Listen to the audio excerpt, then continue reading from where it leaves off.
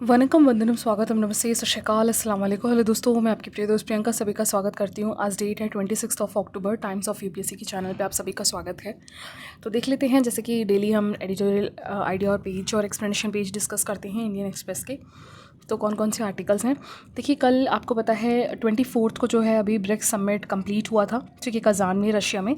तो उसी के बारे में यहाँ आर्टिकल अभी 1-2 दिन तक आता रहेगा। तो ऑल्दो हमने कल डिस्कस कर लिया इसके बारे में, ठीक है। और यहाँ आरबीआई का ना इस मंथ का जो है अभी लास्ट जो मंथ गया है उसमें मिडिल इनकम हाउस होल्ड्स के बारे में, ऑल्दो एग्जाम पर्सपेक्टिव से, क्योंकि ये लॉन्ग टर्म डेटा हमें देता नहीं है तो इसलिए हम इसको नहीं डिस्कस करेंगे, कोई यूज़ नहीं है इसको डिस्कस करने का, ठीक है। तो हम बहुत ही इंपॉर्टेंट और जो बहुत काम का है उसको हम डिस्कस करेंगे। तो यहाँ पे मेनली आपको पता है कल हमने एक छोटा सा आर्टिकल डिस्कस किया था कि दिल्ली में जो है एयर पोल्यूशन काफ़ी बढ़ रहा है ना। और तो यहाँ पे इसी के बारे में है कि क्लीन एयर के बारे में, ठीक है। तो राइटर यहाँ कुछ सजेशंस वगैरह दे रहे हैं, तो देख लेते हैं एक बार, ठीक है। तो देखिए सबसे पहले क्या है, अभी रिसेंटली सुप्रीम कोर्ट ने क्या है यहाँ पे सेंटर और जो दिल्ली की गवर्नमेंट है ना, इन्हें यहाँ पे स्ट्रिक्टली बोला है कि ये दोनों ही, चाहे वो सेंटर हो चाहे वो दिल्ली, क्योंकि यानी यूनियन टेरिटरी, ठीक है, ये दोनों ही फेलियर रहे हैं दिल्ली की जो सीवियरली प्रॉब्लम है यानी पोल्यूशन की प्रॉब्लम को एड्रेस करने में, ठीक है। तो यहाँ पे क्योंकि देखिए आपका जो पोल्यूशन है ना, ये हमारे आर्टिकल 21 है ना, आर्टिकल 21 जो है जो कॉन्स्टिट्यूशन में राइट टू लाइफ का आर्टिकल देता है, ठीक है। राइट टू लाइफ की जो प्रोविजंस है उसका उल्लंघन करता है, क्योंकि जो आपकी एयर है आपके सर्कमस्टेंसेस की वो बहुत ही ज़्यादा पोल्यूट हो चुकी है। और एन नंबर्स ऑफ जो इंसिडेंट्स हैं फार्मर्स के द्वारा क्रॉप्स को जलाना, रेजिड्यू को चलाना, वो कंटिन्यूसली काउंट होता हुआ जा रहा है ना। तो इसीलिए यहाँ पे इस चीज़ को बार बार बोला है। और कोर्ट ने यहाँ पे एग्रीकल्चरलिस्ट जो हैं जो मेनली पोल्यूशन के प्रॉब्लम्स को एड्रेस सही तरीके से नहीं कर पा रहे, उन सबको भी जो है ब्लेम किया है यहाँ पे, ठीक है। अगर आप डेटा देखोगे एनसीआर रीजन में स्पेसिफिकली, यहाँ पे ट्रैफिक, इंडस्ट्री, कंस्ट्रक्शंस के वर्क की वजह से भी यहाँ पे पोल्यूशन बहुत ज़्यादा एक बहुत बड़ा सीरियस इशू आपको भी पता है बना हुआ है। और क्रॉप स्टबल बर्निंग उस पर जले हुए पे नमक का छिड़क का काम करती है, ठीक है। तो यहाँ पे एनसीआर का जो अगर आप डेटा देखोगे तो कम से कम गवर्नमेंट डेटा के अकॉर्डिंग यहाँ स्टबल बर्निंग 5 से 30% तक कंट्रीब्यूशन करता है पोल्यूशन को बढ़ाने में, स्पेसिफिकली पंजाब, हरियाणा और दिल्ली वाले एरिया में, ठीक है, पंजाब से हरियाणा की वजह से, ठीक है। और अगर हम बात करें कि इसके वजह से है ना, अगर जैसे हम बात करें इस प्रॉब्लम की वजह से है ना, 2009 में भी पंजाब और हरियाणा गवर्नमेंट ने मिलकर सबसॉइल वाटर कंजर्वेशन एक्ट भी पास किया था। और इसमें ये सीधा सीधा बोला था कि हम before mid of the June जो है वहाँ पे पैडी को हम यानी उगाएंगे नहीं, है ना। क्योंकि क्या होता है कि जब पैडी की उगाने की शुरुआत होती है ना, तो इसी वजह से जो है प्रॉब्लम इशू होता है, क्योंकि आप मिड ऑफ द जून में उगाते हो, इसकी जो हार्वेस्टिंग का टाइम आता है अक्टूबर के आसपास आ जाता है, ठीक है। और हार्वेस्ट के टाइम पे ये क्या करता है, मेनली आप जो है रेजिड्यू को काटते हो, क्योंकि रबी क्रॉप नेक्स्ट नवंबर से आपकी रबी क्रॉप शुरू होती है, तो रेजिड्यू रह जाता है, ठीक है। तो इस चीज़ को शिफ्ट करने के लिए इन्होंने कहा कि थोड़ा सा डिले किया जाए, टाइम को और शिफ्ट किया जाए, कम से कम यहाँ से 6 वीक का जो है गैप रखने को बोला, ताकि नेक्स्ट रबी क्रॉप में कम से कम गैप हो, ठीक है। जैसे फॉर एग्जांपल मैं मान लूँ, जैसे आपको मैं बताऊँ, इनका मेन कहने का ये तरीका था कि जैसे कि अगर आप मिड ऑफ द जून में अगर राइस नॉर्मली जो है राइस बोते हो, तो जुलाई हो गया, अगस्त हो गया, सितंबर हो गया, और अक्टूबर में इसकी कटाई होती है रबी क्रॉप के अंडर में, ठीक है। रबी क्रॉप अक्टूबर या नवंबर की स्टार्टिंग तक, है ना। और यही टाइम आपका विंटर का सीज़न का होता है। तो क्या होता है कि जैसे ही इसकी जो खूटी होती है, इसका जो रेजिड्यू होता है, इसको हम क्या करते हैं, मैनुअली तो हम नहीं काटते हैं, हम मशीन से काटते हैं, ठीक है। तो मशीन से काटते हैं तो क्या होता है कि कम से कम जो खूटी होती है ना, वो कम से कम 2 फीट तक रह जाती है। फिर क्या करते हैं कि फार्मर क्या करते हैं, इसको अगले 15 दिन के अंदर, 2 हफ्ते के अंदर अंदर चावल की बुआई करनी है, गेहूँ की बुआई करनी है, वीट की, जो कि खरीफ क्रॉप है, जो रबी क्रॉप है ना। नेक्स्ट विंटर सीजन आ गया तो वीट की जो उगाना है, तो इसके लिए क्या करते हैं, जो रेजिड्यू बचा होता है ना, इसको जला देते हैं, ये जला देते हैं, जिसकी वजह से सबसे मेन प्रॉब्लम जो शुरू होता है पोल्यूशन का, ठीक है। अब इसके बाद यहाँ पे बात आ जाती है कि पैडी को जो है वो देखिए, ऑल्दो देखा जाए तो यहाँ पे स्टबल बर्निंग कभी भी इको फ्रेंडली मेथड कभी रहा ही नहीं इसको जलाना, ठीक है। और यहाँ पे पंजाब हो, हरियाणा हो, यहाँ पे बहुत लार्ज लेवल पे पैडी को उगाया जाता है, आपको पता है। और एक्चुअली क्या होता है कि यहाँ पे जल्दी जल्दी काम भी इसलिए होता है क्योंकि जब कटाई का सीज़न होता है ना, हार्वेस्ट का टाइम होता है पैडी को, उस समय ओवरऑल पंजाब और हरियाणा में लेबर की स्कैरसिटी हो जाती है ना, क्योंकि पूरे पंजाब हरियाणा आपको पता है पूरे देश के लिए चावल को सबसे ज़्यादा सप्लाई करते हैं।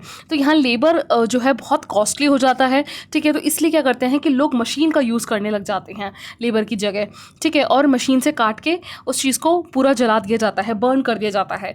तो यहाँ पे नियरली जो मैकेनिकल हार्वेस्टिंग में जो पैसा लगता है वो नियरली 4000 के आसपास लगता है, ठीक है। पूरा जो मशीन वगैरह हार्वेस्ट के लिए भी मशीन यूज़ की जाती है, ठीक है।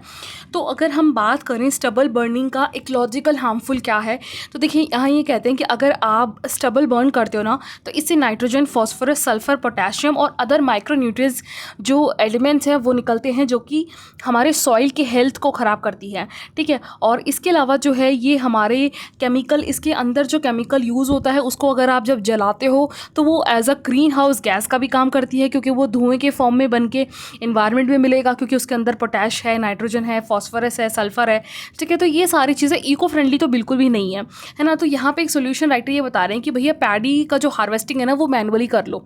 देखिए क्या होता है, जैसे पैडी की कटाई करनी होती है ना, तो आपको पता होगा कि वो धान जब काटते हैं तो जब मैनुअली काटते हैं तो बिल्कुल नीचे तक ले जाते हैं। जैसे मैं आपको पिक दिखाती हूँ, यहाँ देखो अभी यहाँ पे जो है ये देखो ये धान है, ठीक है, पैडी है। इसके अगर हम मैनुअली कटाई करते हैं, ठीक है, ये सारे चावल हैं आपको पता है, ठीक है। तो यहाँ पे क्या होता है, इसको खूटी बोलते हैं लोकल लैंग्वेज में, ठीक है।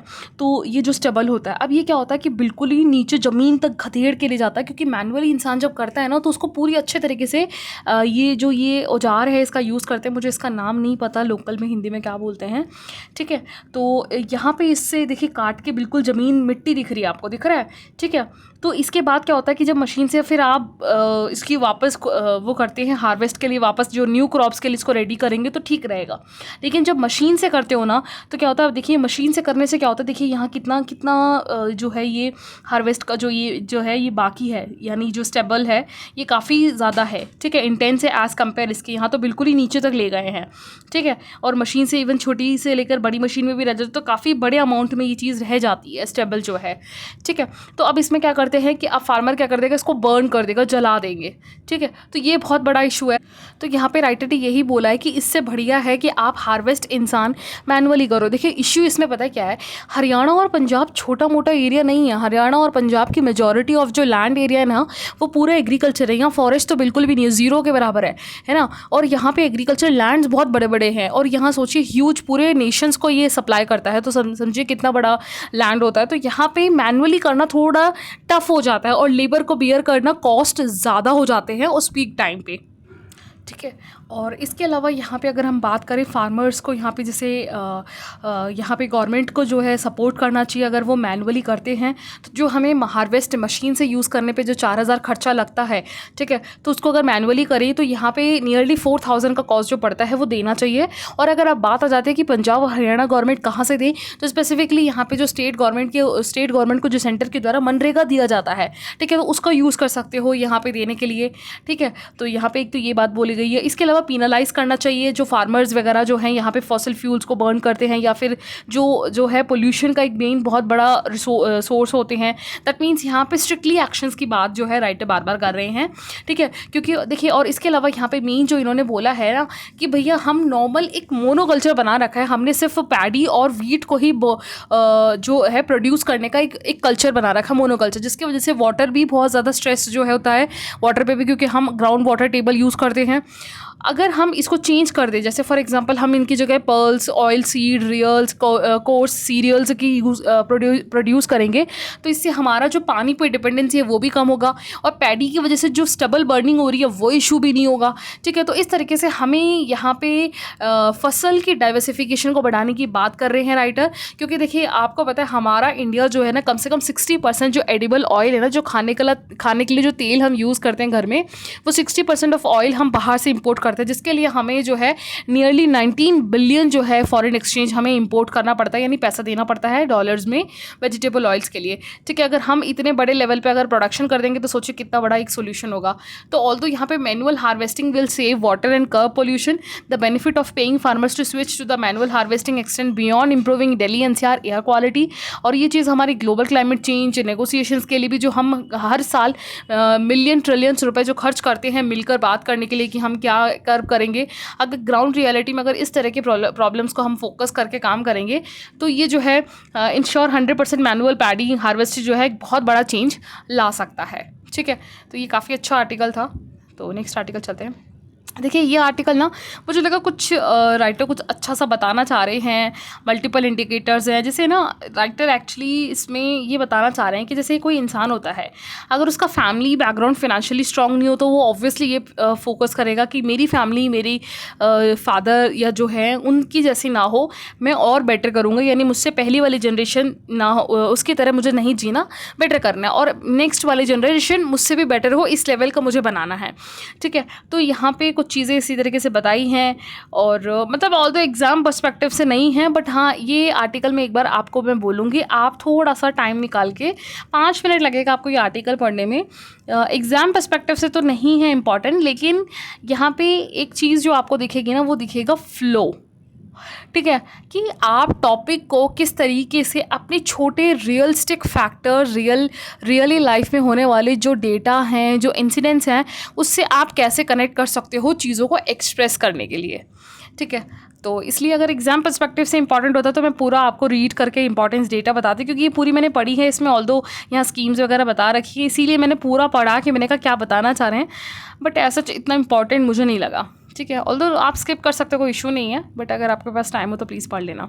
इसके अलावा नेक्स्ट आर्टिकल है the right to die with dignity के ऊपर है। देखिए इसमें एक्चुअली मुद्दा क्या है, अभी लास्ट मंथ जो है ना ministry of health family welfare के द्वारा एक ड्राफ्ट निकाला गया है, जिस पे ये था कि जो इल पेशेंट्स होते हैं, जैसे कई पेशेंट्स ऐसे होते हैं जो बीमार होते हैं, बहुत लंबे टाइम से उनका ट्रीटमेंट चल रहा होता है और ना वो क्योर हो रहे होते हैं, मेडिकल ट्रीटमेंट भी चल रहा है, खर्चा भी हो रहा है, तो उन्हें जो है सुप्रीम कोर्ट ने 2018 में भी और इवन 2023 में भी ऑर्डर दिया था, राइट टू लाइफ है, राइट टू लाइफ के अंडर में right to die with dignity all Indians के बारे में इसमें बताया गया था। ठीक है, तो सेम चीज़ का यहाँ पे ड्राफ्ट निकाला गया है, और ये गाइडलाइंस जो है एक पाथवे है स्टेट गवर्नमेंट के लिए, हॉस्पिटल्स के लिए, ताकि हम कुछ चीज़ें जो है यहाँ पे सुप्रीम कोर्ट के ऑर्डर्स के अकॉर्डिंग यहाँ पे जो है काम कर सके for the right to die with dignity for Indians के लिए। तो इसमें सुप्रीम कोर्ट ने क्या क्या चीज़ें गाइडलाइंस दी हैं वो है, एक बार देख लेते हैं। तो देखिए सुप्रीम कोर्ट ने कहा पहली बात तो आपके पास प्राइमरी और सेकेंडरी मेडिकल बोर्ड होना चाहिए हॉस्पिटल लेवल पे, जो ये डिसाइड कर सके कि जो पेशेंट इल है, वो बीमार है, वो प्राइमरी और सेकेंडरी मेडिकल बोर्ड डिसाइड करेगा कि हाँ भाई अब ये जो है अब ये बीमार है और ये इतने लेवल पे बीमार है कि अब इसको ठीक करना मुश्किल है, और हॉस्पिटल्स की सारी दवाइयाँ, सारी मेडिसिन, सारे ट्रीटमेंट कर चुके हैं, तो अब इसको जो है अपनी सेल्फ डिग्निटी से मरने की जो इजाज़त है वो दी जा रही है। ठीक है, और दूसरी बात यहाँ पे प्राइमरी जो या सेकेंडरी लेवल के जो मेडिकल बोर्ड्स हैं उनके द्वारा क्वेश्चंस को वापस इक्विवेलेंट चेक करने के लिए यहाँ पे जो है डिस्ट्रिक्ट मेडिकल ऑफिसर्स होते हैं। ठीक है, और वो उनके ओपिनियन यानी प्राइमरी मेडिकल बोर्ड्स के ओपिनियन को रिजेक्ट भी कर सकते हैं। ठीक है, ये प्रोसीजर्स है पूरा। इसके अलावा यहाँ पे ये भी बताया गया है कि ऑल्दो यहाँ पे अभी इंडिया में ना विद होल्डिंग और with drawing life sustain treatment के बारे में जो है कोई कानून नहीं है। ठीक है, ऑल्दो सुप्रीम कोर्ट ने यहाँ पे कई बार ड्राफ्ट लाइन निकाली है, लेकिन देखिए कानून कौन बनाता है, कानून आपका लेजिस्लेटिव बनाता है। जब तक सरकार एक्ट पास नहीं करेगी तब तक सुप्रीम कोर्ट का सिर्फ रूल्स, कानून, लॉ या गाइडलाइंस के फॉर्म में ही रहेगा। ठीक है, तो इसीलिए यहाँ पे अभी ड्राफ्ट पब्लिश किया गया है। तो सबसे बात आ जाती है पहले विद होल्ड और with drawing life sustaining treatment का मतलब क्या है। तो देखिए यहाँ पे विद होल्डिंग और with drawing life sustaining treatment का मतलब यहाँ पे ये है कि मान लीजिए किसी पर्सन को जो है ट्रीटमेंट काफ़ी लंबे टाइम से चल रहा है, लेकिन अब जो है वो बिल्कुल ही कोई फ़ायदा नहीं है उसका, तो यहाँ पे सबसे पहले जो विद होल्डिंग और विद ड्राइंग यानी जिसके बेस पे वो उसकी ज़िंदगी टिकी हुई है, जैसे वेंटिलेटर लगा रखा है या उसको फीड किया जा रहा है, ट्यूब से ही खाना दिया जा रहा है, तो उस चीज़ को आप बंद कर सकते हो ताकि वो जो है जीते टाइम वो सफ़र ना हो, है ना। क्योंकि क्या होता है कि वेंटिलेटर्स में जैसे बहुत लोग कोमा में होते हैं, बहुत लोगों को जो है पाइप से फीड किया जाता है, जैसे किसी बहुत सीवियर पेशेंट को, है ना, कि वो खुद से जो है च्विंग नहीं कर सकते हैं। जैसे कोमा पेशेंट्स में अक्सर हमने देखा है मूवीज़ वगैरह में कि उन्हें जो है पाइप के थ्रू ही फीड होता रहता है, उन्हें क्योंकि सेंस ही नहीं होता वो खाना काम कर रहे हैं, लेकिन उनकी बॉडी तो वर्क कर रही है। तो ऐसे केस में क्या होता है कि विद होल्ड और विदड्रॉइंग का जो सस्टेनिंग ट्रीटमेंट है वो इस तरीके से आप इसको जो है हटा सकते हो। ठीक है, कि अब भैया अब कोई फ़ायदा नहीं है इस चीज़ का। और यहाँ पर जो मेडिकल ट्रीटमेंट है, जो बेसिकली आर्टिफिशियली उनकी बॉडी को जो मेनटेन कर रखा है कि इल है, उनके जो भी सिस्टमेटिक रिलीफ दे रखे हैं, वो सारी चीज़ें जो है लाइफ ऑफ पर्सन के अंडर, यानी अब अब जो है अब उसको मेडिकल जो है हटा सकती है, ठीक है। तो यहाँ पे इसके बारे में ऑल्दो ये भी है कि रिफ्यूज़ल ऑफ मेडिकल ट्रीटमेंट भी है, क्योंकि देखिए यहाँ पे ये है कि अगर आप जो है रिफ्यूज़ भी कर सकते हो, जैसे फॉर एग्जांपल कोई पेशेंट है वो अपने विश से भी बता सकता है कि वो इतना है कैपेबल कि वो हाँ या ना कर सकता है, या फिर ये है कि उसके जो रिलेटिव्स हैं वो बता सकते हैं, तो उससे भी है कि वो उसे ट्रीटमेंट ना चाहिए, ठीक है। तो ये भी common case versus of union of India के तहत पे भी ये केस आया था एक बार, ठीक है, जिसमें सुप्रीम कोर्ट ने बोला कि 21 के अंडर में जो है life of right to life और personally liberty to the Indian constitution के तहत ये है कि इंसान खुद बोल सकता है कि हाँ अब मुझे नहीं रहना है, ठीक है। तो और इसके अलावा और जो ये डिसीजन लिया जाएगा ना कि भैया अब उसे जो है वेंटिलेटर या फूड ट्यूब से उसको नहीं देना है, या तो भैया देखिए सबसे पहले उसका खुद का लिविंग विल हो। फॉर एग्जांपल जैसे मान लीजिए किसी का एक्सीडेंट हो गया, ठीक है, और वो इतना था कि वो मतलब 4-5 साल उसका ट्रीटमेंट चला, उस समय होश था, थोड़ा बहुत उसको समझ आ रहा था, और उसी समय डॉक्टर ने कहा कि ये ज़्यादा लंबा नहीं चलेंगे, है ना, तो उन्होंने अपना विल तैयार करवा दिया कि नहीं अगर मैं ज़्यादा दिन नहीं टिका तो ये हटा देना, खर्चा मत करना। तो ऐसे में तो उनका विल काम आ जाएगा। और बहुत लोग ऐसे होते हैं कि एक्सीडेंट की वजह से कोमा में ही चले गए हैं ना, और उनकी विल ही नहीं है, ठीक है। तो उस समय जो है यहाँ पे जो मेडिकल डिपार्टमेंट है, जो मेडिकल है यानी प्राइमरी और सेकेंडरी जो मेडिकल इसमें ट्रीट कर रही है, वो मेनली यहाँ पे काम करेगी, ठीक है, कि भैया अब इनको देना चाहिए या नहीं देना चाहिए। तो यहाँ पे अब इससे थोड़ा सा कॉन्ट्रडिक्शन हो जाता है। एथनूशिया का आपने नाम सुना होगा, है ना, विलफुलिंग डेथ के बारे में या मर्सी किलिंग के बारे में। और एथनूशिया कब दिया जाता है, जैसे ये इंटेंशनली किलिंग होता है। इंटेंशनली किलिंग क्या होता है कि डॉक्टर जो है यहाँ पे पेशेंट्स को मार देते हैं इसलिए कि ये पेशेंट के लिए बहुत सही है। जैसे फॉर एग्जाम्पल मान लीजिए कोई पेशेंट है, उसको ऐसा rare of the rare disease है जिसका मेडिसिन भी नहीं है, और वो जूझ भी रहा है बहुत कई सालों से, उसके पास कोई, क्योंकि मेडिकल के रिसर्च फील्ड में ही अभी तक वो मेडिसिन नहीं बना है और उसका कोई क्योर भी नहीं हो रहा है, कितने एंटीबायोटिक्स दे देकर थक चुके हैं।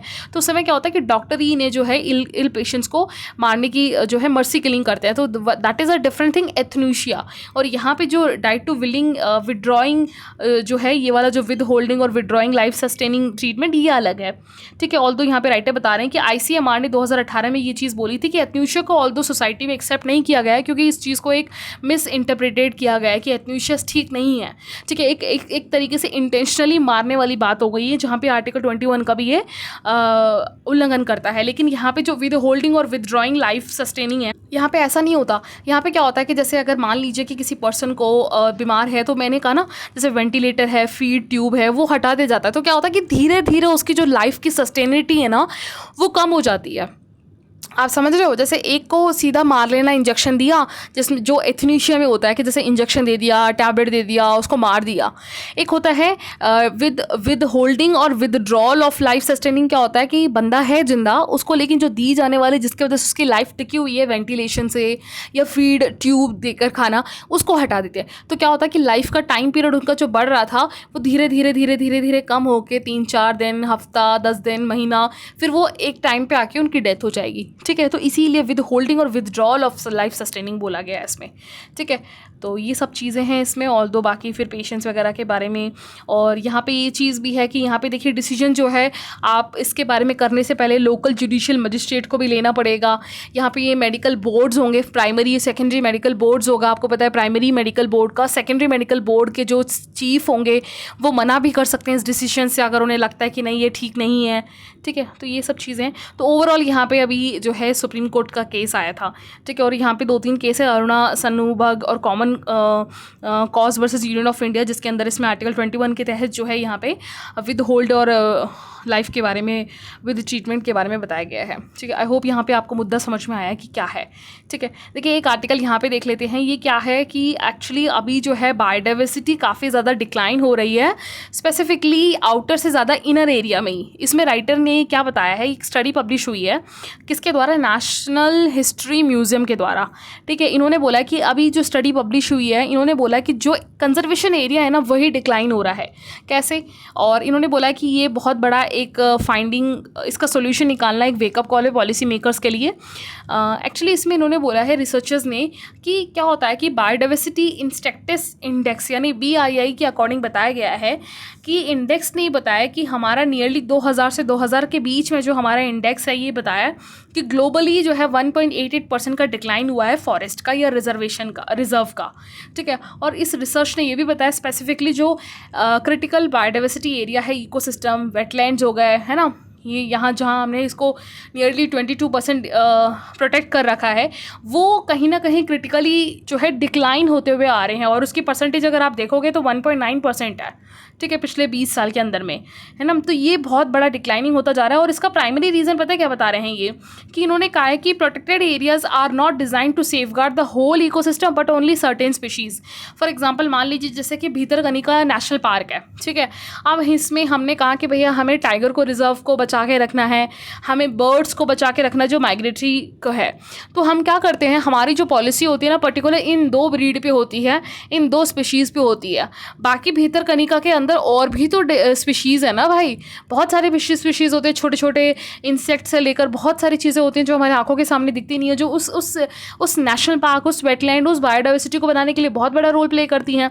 तो यहाँ पे ये बताया कि पर्टिकुलर क्या होता है कि क्रिटिकली इंडेंजर्ड, क्रिटिकली जो स्पीशीज़ होती है उनको बचाने के चक्कर में होल जो इन्वायरमेंट है वो कहीं ना कहीं लैग कर रहा है हमारा, ठीक है। तो यहाँ मेनली बताया, और इसके अलावा यहाँ पे दूसरा जो रीज़न बताया गया है वो है डिग्रेडेशन इसका, जो कि प्रोटेक्शन या चाहे जैसे फॉरेस्ट का डिग्रेडेशन हो रहा है वैसे ही यहाँ पे सॉइल का, रीजन का डिग्रेडेशन, ठीक है, वो काफ़ी स्पेसिफिकली होता जा रहा है। इसके अलावा जो दूसरा रीजन ये बताया है कि जो मेनली थ्रेट है कि पर्टिकुलर उन एरियाज़ में जो हम प्रोटेक्ट करके रखते हैं ना, अक्सर वो एरिया देखना आप, जैसे मान लीजिए ये हमारा इंडिया है, ठीक है, अगर आप बात करोगे जैसे यहाँ पे वेम्बनाड लेक है, कोलेरू लेक है, पुलिकट लेक है, यहाँ भीतरकनिका वाला एरिया है, यहाँ पे जो है आपका मार्श एरिया है, यहाँ पे केरला वाले रीजन्स में बहुत ज़्यादा पेरियार रिवर के पास बहुत सारे नेशनल पार्क्स हैं। आपने देखना कभी भी गौर करना, ये सारे नेशनल पार्क्स बहुत मेजर नेशनल पार्क्स आपके कोस्टल एरिया पे है या आसपास ऐसे रीजन्स में होंगे जहां अंदर से ना ऑयल गैस माइनिंग वाले लैंड होते हैं। माइनिंग का एब्स्ट्रैक्शन आपको इजीली मिल जाएगा इन रीजन्स के पास, आप हमेशा देखना आपको, ठीक है। तो क्या होता है कि यहाँ पे इनका एब्स्ट्रैक्शंस की वजह से यहाँ का जो नेशनल पार्क है वो बहुत ही बड़े लेवल पे हार्म होता है।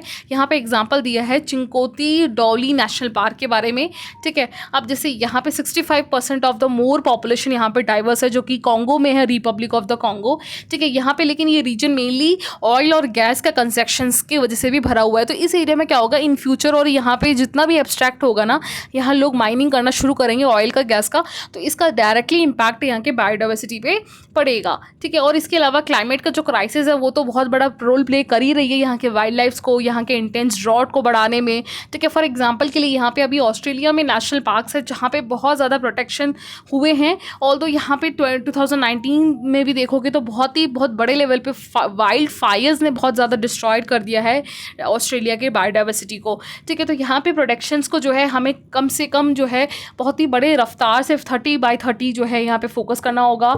और अभी रिसेंटली COP15 में भी यहाँ पे बात करी गई थी कि वर्ल्ड की जो लैंड है वो नियरली 30% हमें रिजर्व रखना है, प्रिजर्व करना है, कंजर्व करना है 2030 तक।